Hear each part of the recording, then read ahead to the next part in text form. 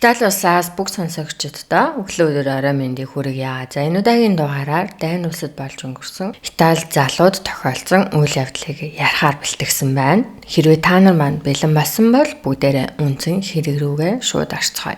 Өнөөдрийн басан явдлаа Итали улсын Ортана гэдэг нэртэй хотоос эхэлцгээе.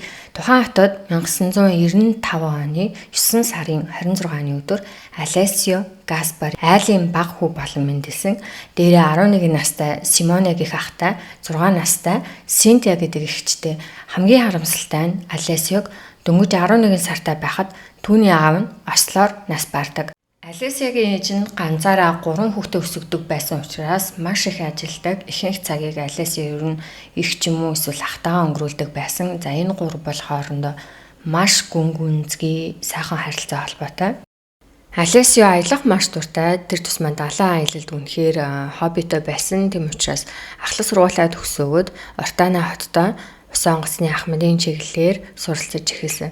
Сургуулаа төгсөөд Айда гэдэг нэртэй тансаг зэрэглэлийн усан онгоцонд 3 дугаар зэрэглэлийн ахмадын ажлыг хийж эхэлсэн. Ер нь ажлын шаардлагаар нэг удаагийн аялал нь 2-3 сар үргэлжилдэг. Ихэнх цагийг далайд өнгөрүүлдэг болсон байгаа усан онгоцон дээр. За ингээд ажилдаа маш сайн хариуцлагатай нийтж 2020 он буюу ковидын үеэр хийсэн түүний ээлжид нэг усан онгоцны аяллыг бүгдээрээ ярилцгаая. Энэ удаагийн аяллаа төлөвлөгөө бол 2020 оны 11 сарын 14-ний өдөр Итали улсаас хөдлөөд 2021 оны 1 сарын 21-ний өдөр Италид буцаж ирэх ёстой байсан. За тэдний очиж зогсолт хийх ёстой газар бол Дани улс. Энэ усан онгоцонд Алессиотой нийлээд ойролцоогоор 60-70 ажилтан явж байсан. Гэхдээ ямар ч үйлчлүүлэгч байхгүй. Яагаад вэ гэхээр ковидын үе байсан учраас усан онгоцонд үйлчлүүлэгч авч болохгүй байсан. Гэхдээ усан онгоц зогсолт хийж болдоггүй учраас дотор нь удирдах болон үйлчлэгийн менежмент аюулгүй багийн ажилчид заавал байх ёстой гэсэн дүрмтэй юм байна. Алессиогийн гэр бүлийнх нь WhatsApp дээр нэг групптэй юм байна. Тэгээ тэр групп рүү хүн болгон хаана юу хийгээд явж байгаа, өнөөдөр ямар байдалтай байгаагаа заавал бичдэг. За ингээд аяллаа туршид Алессио өдөр болгон тэр групп рүүгээ юу болж байгаа, яаж байгаагаа дандаа мэдэгддэг байсан. Алессио 2021 оны 1 сарын 19-ний өдөр буюу Итали руу гэртээ буцаж ирэхээс 2 өдрийн өмнө гэр бүлийнхээ WhatsApp-ын групп дээр мессеж үлдээсэн. Тэр нь бол Дани улсын Скаген гэдэг нэртэй бомтон дээр байхдаа усан онгоцон дотроос явуулсан мессеж. За энэ мессежин дээр 1 сарын 21-ний өдөр Италид очиж чадахгүй болчлоо. Яад вэ гэхээр Герман руу яваад ковидын тест өгөөд 1 сарын 24-ний хүртэл буудалд харин байх ёстой 24-нд үдээс хойш Италид очино гэж гэрээхэндээ сануулсан. Яад вэ гэхээр аяллаас буцаж ирэхээр нь гэр бүлээрээ оройн хоол идэхээр тохиролцсон байсан. Усан онгоцон дотор байсан хүмүүс 11 сараас 1 сар хүртэл нэлээд уйдсан, ямар ч үйлчлүүлэгчгүй хийх ажил багтаа учраас тиймээс ер нь жоохон амралтын байдалтай, шоуны байдалтай болж хувирсан. 1 сарын 21-ний өглөө эрт Итали руу бүх ажилчид буцах ёстой байсан учраас 20-ны шөнө Алессио найзуудтайгаа шоудахаар шийдсэн. За ингээд залуучууд пи уугаад, дуулаад, бүжиглээд оройг нэлийн зугаатай өнгөрүүлсэн. Яг энэ үеийнхээ сториг Instagram-да хамгийн сайн найзуудтай харуулахаар нийтэлсэн юм байна лээ. Энэ сторийн дээр Алессиотой ойролцоогоор 2-3 эрэгтэй хүн пи уугаад, бүжиглээд, дуулаад хөгжим сонсоод байж байгаа үеийн бичлэг байсан. Залуучууд сүүлийн оройгоо ингэж өнгөрүүлээд за маргааш нь буюу 2021 оны 1 сарын 21-ний өглөө Итали улс руу явхаар бүх ажилчид усан онгоцон дотор эрт цуглах ёстой байсан. Ажил цуглаж байх хооронд харин Алессио бол ерөөсөө ирээгүй. Бусад хүмүүс өрөөнд нь очиж Алессиог дуудахаар явсан боловч өрөөндөө бас л байгаагүй. За ингээд усан онгоцон дотор Алессиог хайж эхэлсэн. Усан онгоцноос бусад ажилчид Алессиог огт олоогүй. Энэ өдөр буюу 21-нд өглөөрт Алессиогийн ээж нь хүрүүгээ WhatsApp дээр мессежнүүд явуулсан боловч энэ мессежнүүд нь ерөөсөө илгээхдэггүй байсан. За тэгэхээр 21-ний өглөө эрт Алессиогийн утас нь унтраастай байсан гэсэн үг. Өглөө хүрүүгээ явуулсан мессеж нь ерөөсөө илгээхдэггүй байсан чинь энэ талаар бас ингээд охин Синтиадаа хэлсэн юм байна лээ. Дүүгийн утас болохгүй байна. Чи мессеж бичиж үзнэ үү гэд. 21-ний өдөр үдээс хойшоо Алессиогийн ээж рүү Итали улсын Женова хотоос нэгэн эмэгтэй залгасан. Тэр эмэгтэй өөрийгөө танилцуулахдаа Айда гэдэг нэр усан онгоцыг хариуцсан компани төлөөлөгч байна гэж хэлсэн. Энэ эмэгтэй Алесиог ор сургаггүй алга болсон. Өглөөнөөс хойш усан онгоцон дотор хайсан боловч ямар уул мөр алгаа гэдэг зүйлийг ээжд мэдгдсэн. Алесиогийн ээж энэ талаар шууд Алесиогийн эгч Синтия руу мэдгдсэн. Синтия гэртээ хүүхдүүдэд орхиод ээжийнхэн гэр рүү очиод ингээд гэртээ орох үед ээж нь тэр эмэгтэйтэй уцаар бас ярьж ийсэн. Утсыг нь аваад энэ эмэгтэйтэй ярьсан. За Синтиягийн хамгийн ихэнд асуусан асуулт бол бүтэн овог нэрээ хэлнэ үү? Яг хаанаас ямар байгууллагаас холбогдож байгаа? Дээрээс нь хүн алга болцоход байхад цагдаагийн газраас гэр бүлтэй холбогддог болохоос биш танай байгууллага ямар учиртайгаар биднэр лөө залгаж мэдэгдэж байгаа юм бэ гэдэг зүйлийг асуусан. Дээрээс нь яг яаж алга болсон юм? Алга болсон гэдгийг яаж мэдж байгаа гэдгийг нь асуусан. Муу юм болцсон байвал яах вэ гэдэг зүйлийг бас асуусан байгаа. Ер нь Синтия маш айхтар нөхцөл байдлыг айгүй хурдан мэдэрч ингээд зөв юмнуудаа шаардсан тухайн эмэгтэйгээс энэ төлөөлөгч эмэгтэйгээс Синтия усан онгоцны ахмадтай биечлэн ярахыг асуусан. За тэгсэн чинь төлөөлөгч эмэгтэй өөдөөс нь усан онгоцон дээр байгаа ажилчдын утас болохгүй байгаа, сүлжээгүй байгаа учраас хинтээж яриулж чадахгүй нэ уучлаарай гэсэн. Гэхдээ Синтия шууд худлаа ярьж байгааг нь ойлгосон. Яагаад вэ гэхээр Алесио усан онгоцон дээр байх хугацаанд бүх өдөр WhatsApp дээр гэр бүлийнхэнтэйгээ мессежлдэг байсан. Синтия энэ төлөөлөгч эмэгтэйгээс асуусан хэрвээ усан онгоцон дээр сүлжээгүй байгаа бол та яаж энэ Алесио алга болсон гэдэг мэдээг авсан юм бэ гэдгийг асуухад тухайн эмэгтэй нөгөө худлаа ярьсан баригдаад бантаад Синтиад яагаад усан онгоцон дээр байгаа хүмүүсийг өөртөө нь яриулж чадахгүй вэ гэдгээ тайлбарлахдаа одоогийн байдлаар Алесио хэрхэн алга болсон, тэр шөнө яг юу болсон гэдгийг усан онгоцон дээр байгаа хүмүүс ойлгох гэж хичээж байгаа. Тиймээс сэтгэл санааны хувьд бол Алесиогийн гэр бүлийнхэнтэй ярихад Ахмад энтер нь бэлэн биш байна. Яг бэлэн болсон үед би тантай яриулъя гэдэг зүйлийг эгчт нь энэ төлөөлөгч эмэгтэй Синтия бол энэ төлөөлөгч эмэгтэйгээс ийм зүйл сонсоод дэлбэртлээ ууралсан. За тэгээ хэлсэн байгаа чи үл цагдаа биш, хуульч биш, өмгөөлөгч биш байж ямар бүрэн эрхтэй гэж ийм дураараа ийм яриад байгаа юм бэ гэд ууралсан. Энэ төлөөлөгч эмэгтэй бол гэр бүлийнхнийг нь усан онгоцон дотор байгаа хүмүүстэй ярихад бол цаг хугацаа шаардлагатай. Тийм учраас нэлийн хүлээх хэрэгтэй гэсэн. За ингээд хүлээж байх хоорондоо Алесиогийн гэр бүл нь Дайн улсад байдаг Итали улсын элчин сайдын яам руу холбогдох гэж хичээсэн.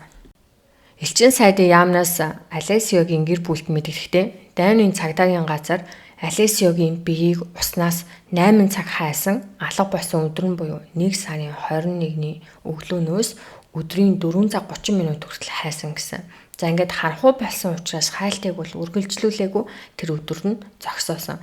Маргааш өдөр нь цагдаа нар дахиад усанд огт хайлт хийгээгүй. Яагаад вэ гэхээр Дайн улсын хуулинд өгсөн хүнийг хайдаггүй, зөвхөн амьд хүнийг л хайж болдог гэдэг тайлбарыг гэр бүлд нь өгсөн.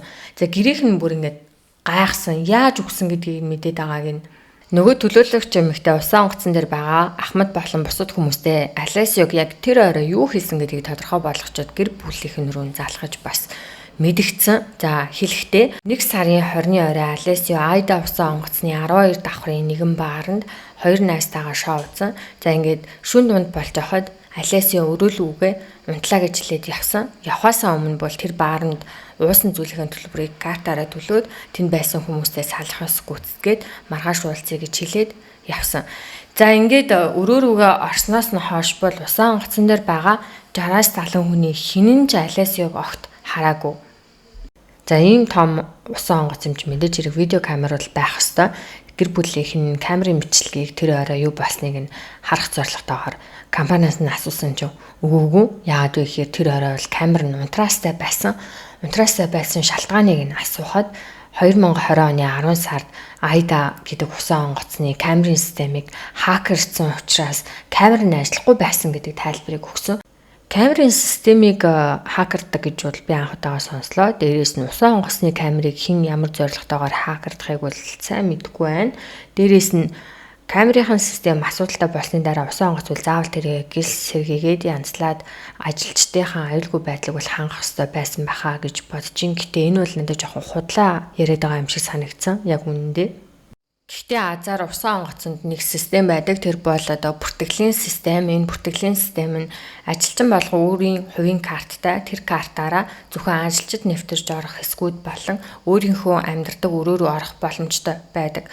Энэ карт зурагдах болгонд ерөнхийдөө системд нь үлдчихэдэг. Тэгэхээр ажилчид одоо хэдэн цагт хаана хинтээ юу хийжсэн хаана байсан гэдгийг нь бол тодорхой болгож болно. Алесиогийн картыг нь системийн дээрээс нь хайж үтсэн.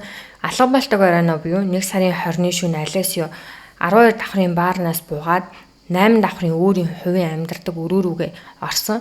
Өрөөндөө ороод 5 минут болчоод буцаад өрөөнөөс гараад 8 давхраас буугаад усан онгоцны бүр нөгөө захад байгаа 4 давхрын техникийн өрөө рүү явсан байсан. Тэр техникийн өрөөнд орохдоо картаараа онгойлгож ороод техникийн өрөөнөөс дахиж буцаж гараагүй гэдгийг систем харуулсан. Техникийн өрөөнөөс Алесиогийн эдлэл хэрэгслэл болон бичиг баримт тамхинууд нь яг цонхны давцан дээр үлдээсэн байсан. Тэр өрөөний цонх нь онгорхой яг энэ өрөөний нөхцөл байдлаас шалтгаалаад хүмүүс энэ ажилчид болон Италийн одоо элчин сайд яам Алесиог амиа хорлсон байна гэж гэрээхэнд нь хэлсэн. Гэр бүлийнх нь бол энэ мэдээллийг хизээж хүлээн зөвшөөрөөгүй. Яагаад вэ гэхээр Алесиог хизээж амиа хорлох шийдвэрийг гаргах хүн бишээ гэж мэдчихсэн. Гэр бүлийнх нь энийг нь таамаглахдаа Алесиод хэн нэгэн хүн муу зүйл хийгээд ус руу хайсан. Эсвэл цагдаа нар үнэнг нь мэдж байгаа хэрнээ хэргийг аль болох хурдан хугацаанд амархан хаахын тулд амиа хорлсон болгож харагдуулж байна гэж таамагласан. Алесио үнэхээр амиа хорлоогүй гэдгийг нотлох хэд хэдэн зүйлс байгаа. Хамгийн ихний зүйл бол 11 сараас 1 сарын хооронд усан онгоцон дээр байх хугацаанд гэр бүлийнхэнтэйгээ 100 сарын баяраа тэмдэглэж чадаагүй учраас Алесио аль хэдийнэ гэр бүлийнхэндээ бэлэг худалдаж аваад бэлтгэсэн байсан юм лээ. Тухайн бэлэгнүүд нь бол гэрээхэнд нь очсон. Гэхдээ өөрөө хэлсэн гэсэн намайг усан онгоцноос буугаад Италид очиод гэртээ очих хүртэл та нар бэлгийг битгий онгойлгоорой. За тэгээд би өөрийнхөө бас бэлгийг онгойлгоно. Тийм учраас миний бэлгийг бас битгий задлаарай гэд тэр худалдаж аваад бэлдсэн байсан бүх бэлгнүүдээ Италид очсныхоо дараа гэр бүлийнхэнтэйгээ хамтдаа задлана гэд бүр ингээ ботцсон байсан. Амиа хорлон гэд төлөвлөсөн байсан хүн бол ийм зүйл ярихгүй байсан бах. Дээрээс нь үнэхээр амиа хорлох байсан бол 11 сараас 1 сар хүртэл тэнд одоо хамгийн сүүлийн өдрийг хүлээж байна гэдэг бас айгүй утгагүй. За дээрээс нь Алесиогийн өрөөнд хүмүүс ороход 21-ний өглөө Итали руу гэр бүл рүүгээ буцахаар Чиндаманда хувцас хунаар өөрийнхөө хувийн эдлэл хэрэгслийг бэлдээд аль хэдийнэ тавьсан байсан. Тэгэхээр одоо амиа хорлох гэжсэн хүн яагаад ингэж юмнуудаа цэгцэлж явахтаа бэлдэнэ гэж айгүй сонин. Үүнээс гадна үнэхээр амиа хорлё гэж ботсон байсан бол 12 давхрын баарны цонх эсвэл 8 давхрын өрөөнийх нь том балкон байхад заавал 4 давхар руу бууж намхан газар руу очиж ус руу үсрэн гэдэг ямар ч утгагүй. Яагаад вэ гэхээр 12 юм уу 8 давхраас үсрлээ гэж бодоход ус руу ороход эхнийхээ цохилтоор амнасаа алдах магадaltaй. Харин шинжээчдийн дүгнэснээр бол 4 давхраас ус руу унсан хүн ойролцоогоор 1 цаг орчим хүүтэн усанд байсны дараа зүрх нь хаагдах боломжтой. Тэгэхээр одоо ямар хүн 1 цаг орчим тэр амар 1 сарын хүүтэн усанд өөрийгөө тарчлахыг ер нь бол бодохгүй шүү дээ, тийм ч учраас гэрийнхнийх нь бодож байгаагаар бол үнэхээр амиа хорлох байсан бол зүгээр л 8 давхрын өөрийнхөө өрөөний цонхноос л үсрэх байсан ба. 4 давхрын энэ техникийн өрөөг зөвхөн ахмадууд картаараа онгойлгож болдог. Усан онгоцыг зогсоох гэж байгаа үед тухайн өрөөг ашиглах ёстой байдгийн байна. Тэгэхээр Алесио бол өөрийнхөө картаар энэ өрөөнд орж ирэх бүрэн эрхтэй. Гэхдээ Алесиогийн картыг хэн нэгэн хүн аваад ашигласан байж магадгүй гэж таамаглаж байгаа. Гэр бүлийнх нь яагаад вэ гэхээр Алесио үнэхээр амиа хорлох юм шаардлагагүй. Тэгэхээр хэн нэгэн хүн амиа хорлсон болгож харагдуулахын тулд энэ өрөөнд орж ирээд эдлэл хэрэгслийг нь үлдээгээд цонхыг нь онгорхоо орхиод гарсан байхаа гэдэг таамаглал байгаа. Алесио алга болсноос 2 өдрийн дараа буюу 2021 оны 1 сарын 22-ны өдөр түүний гэр бүлийнхэн Дайн улсад байгаа Итали улсын элчин сайдын яам консулын газраас Алесиогийн биеийг нь хайх ажил ямар шоу байдалтай явагдаж байгаа вэ? Дахин хийж болох уу гэдэг зүйлийг шаардсан. За Дайн улсын хуулиар түрүүн миний хэлсэнчлэн нас барсан хүнийг хайж болдоггүй. Ингээд Итали улсын консулын газар гэр бүлийнхэнд нь хэрвээ Алесиогийн цогцыг хаах хүсэлтэй байгаа бол албан ёсны бичгээр биднэрт хүсэлт шаардлага явуулсны дараа тэр ажлыг зохион байгуулж болно гэдэг зүйлийг гэрээхэнд нь хэлсэн. Бүхэл бүтэн нэг Итали хүн Итали онгоцон дээр ажиллаа хийж явж агаад алга болчоод байхад Италийн элчин сайдын яам альбан бичиг хүсээд байж исэн. Тэгвэл Дани улсын цагдаагийн газар яг юу хийсэн юм бэ? Хэрэг нээсэн юм уу? Мөрдлөгийн ажиллагаа зохион байгуулсан юм уу гэдэг талаар ярилцгаая. Дайны цагдаа нар 2 хоногийн дараа буюу Алесио алга болсноос 48 цаг өнгөрсний дараа Айда усан онгоцон дээр анх удаага хэргийн газартай танилцахаар орж ирсэн. Алесиогийн өрөөнд ороход өрөө нь бол нээлттэй хүн болгон 48 цагийн дотор Алесиогийн өрөө рүү орж гарч явж исэн юм байна лээ. Дээрээс нь энэ техникийн өрөө ч гэсэндээ онгорхоо байсан. Тэгэхээр хүн болгон энэ хэргийн газруудад орж иж юу хийсэн нь бол мэддэхгүй. Тэгээд зүгээр л онгорхоо байсан. За ингээд цагдаа нар хэргийн газартай танилцж дуусныхаа дараа гэр бүлийнхэнд нь Алесио амиа хорлсон гэдэг мэдээллийг дахиж хүргэсэн. Одоо нэгсэндээ зохион байгуулалтын багийнхны хэлсэн зүйлийг давтаж хэлээд байсан. Дараа нь хяналт шалгалтаа хийж дуусчаад энэ хэргийн газруудыг ерөөсө битүүмжлээгүй зүгээр л онгорхоо тэр чигээр нь орхичоод цагдаа нар ус онгоцноос гараад явцгаасан. Алесиогийн гэр бүлийнхэн энэ Айда усан онгоцон дээр очиж хэргийн газар болон Алесиогийн өрөө бүх юмыг шалгахыг хүссэн. Дээрээс нь хэргийн мөрдлөгийн үйл явц ямар явж байгааг бас мэдмээр байсан учраас Италиас нислэг аваад Дани улс руу явахыг хүссэн боловч ковидын хөл хорионоос болоод ерөөсөө энэ боломжгүй байсан.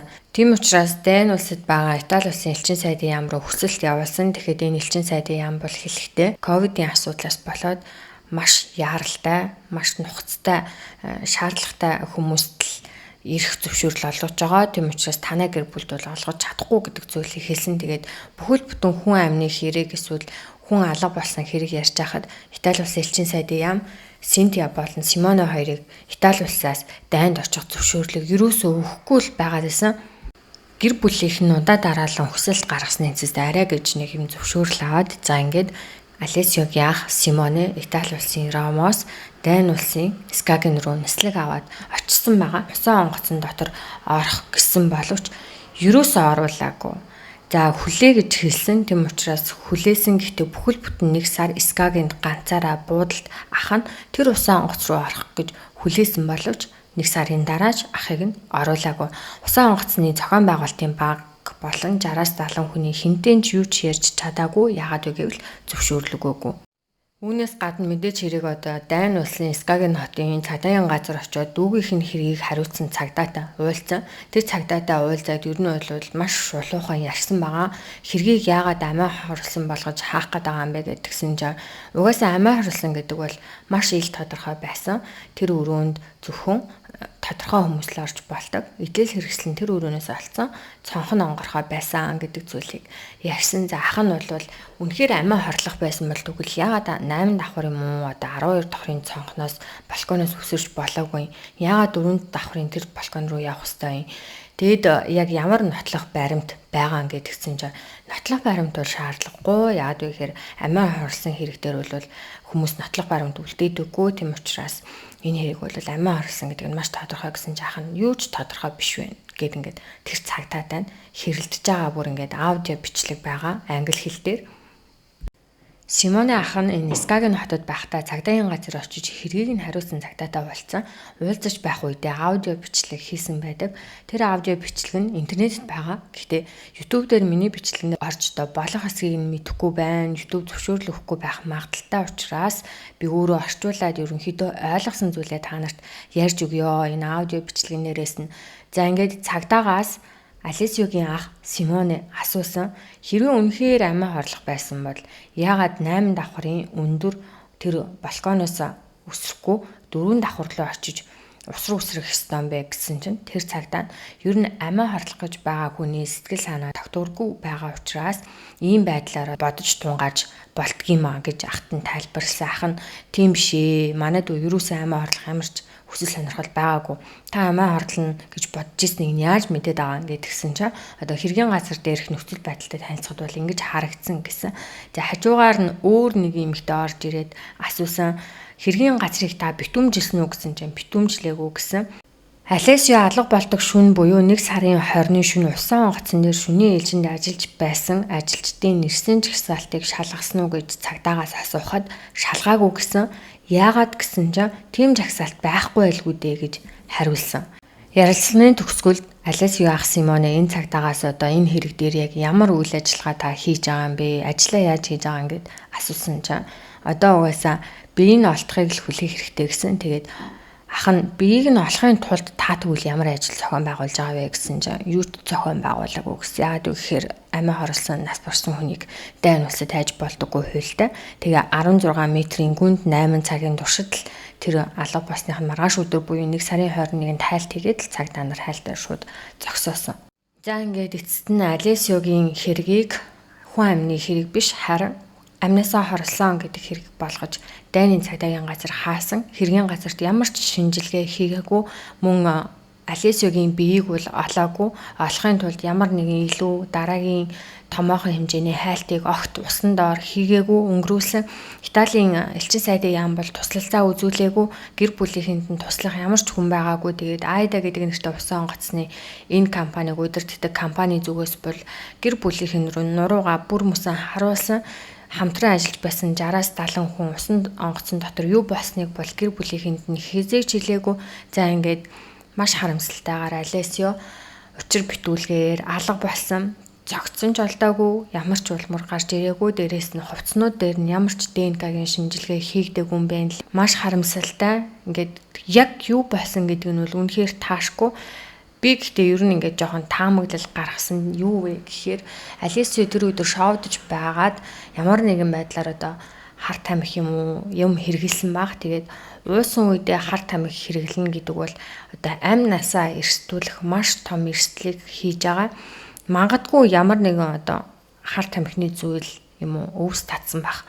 За ингээд нөгөө маш их хэмжээний пив уусан учраас тэр өдөр зүрхэн дийлээгүй юу, биеийн тавгуурхсан уу, ухаан алдсан уу ямар нэгэн зүйл болсон.